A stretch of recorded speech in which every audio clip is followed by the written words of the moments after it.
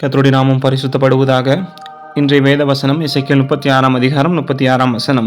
கர்த்தராகிய நான் நிர்மூலமானவைகளை கட்டுகிறேன் என்றும் பாலானதை பயிர் நிலமாக்குகிறேன் என்றும் அப்பொழுது உங்களை சுற்றிலும் உள்ள மீதியான ஜாதிகள் அறிந்து கொள்வார்கள். கர்த்தராகிய நான் இதை சொன்னேன், இதை செய்வேன்.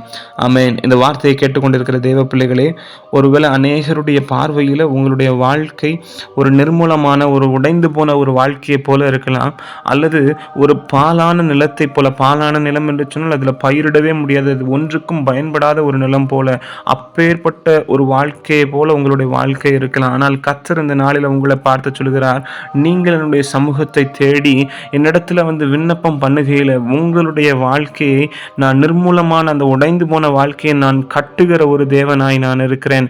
நான் பாலாய் போன உங்களுடைய வாழ்க்கையை பயிர் நிலமாக்குகிற ஒரு தேவனாய், அதை செழிக்க செய்கிற தேவனாய் இருக்கிறேன் என்று இந்த நாட்களில் சொல்கிறார். எனவே நாம் ஆண்டவருடைய சமூகத்தை, அவரை தேடி அவருடைய அன்பில் இன்னும் நாம் வளர வளர கர்த்தர் நம்மை கட்டுகிற தேவனாய், நம்மை பயிர் நிலமாக்குகிற ஒரு தேவனாய் இருக்கிறார். அவர் இதை சொன்னார், அவர் இதை செய்து முடிக்கிற ஒரு தேவனாய் இருக்கிறார். ஆமென்.